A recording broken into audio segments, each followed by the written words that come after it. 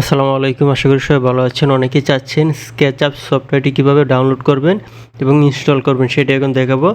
অনেকেই আছেন 3ds Max অথবা AutoCAD ইউজ করেন 3D ডিজাইন করার জন্য। সবচেয়ে সহজ এবং সুলভভাবে করা যায় হচ্ছে SketchUp দিয়ে। তো আমি সফটওয়্যারটি ডাউনলোড করার জন্য আপনাকে আসতে হবে এখানে। জাস্ট মনোযোগ সহকারে ভিডিওটা দেখেন। আপনি লিখবেন www.getinto.pc, ঠিক আছে, .pc, ঠিক আছে।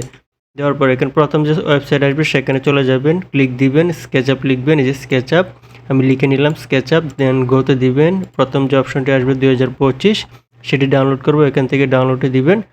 এই যে ডাউনলোডে ক্লিক দেওয়ার পর এখানে কিন্তু ইনস্টল করার প্রসেসিংয়ের ভিডিওটা দেওয়া আছে, আপনি চাইলে সেখান থেকে নিতে পারেন।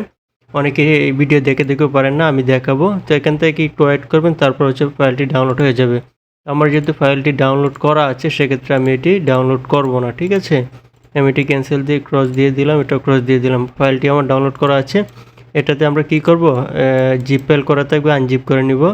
আপনার কাছে উইন্ডোজ সফটওয়্যার না থাকলে সেটি গুগল থেকে ডাউনলোড করে এখানে এক্সট্রাক্ট হেয়ার দিবেন।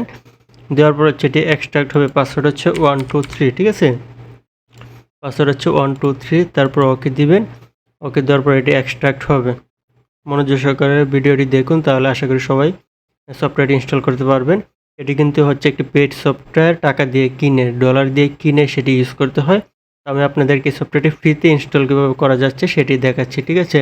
ধৈর্য সহকারে ভিডিওটা দেখতে থাকুন, অনেক অনুপ্রাণিত হবেন, কাজ শিখতে পারবেন। আমরা 3ds Max অথবা SketchUp ভিডিও নিয়ে আসবো। এখানে দেখতে পাচ্ছেন আমার সফটওয়্যারটি কিন্তু এখানে চলে এসেছে। এটাতে আমরা কি করব, এখানে দেখেন কিন্তু যে ক্র্যাক আমার 2টা ভার্সন আছে। আমরা এটাতে রাইট ক্লিক দিয়ে রান এস অ্যাডমিনিস্ট্রেটর করে দিব। রান এস অ্যাডমিনিস্ট্রেটর করে দিলাম। জাস্ট একটু সময় নেবে। পিসি কনফিগারেশন অনুযায়ী আপনি ইজিলি করতে পারবেন। এর ফাঁক দিয়ে আমি আপনাদেরকে বলে নিই, যাদের বাজেট একটু ভালো তারা ল্যাপটপ না কিনে পিসি কিনবেন, ঠিক আছে।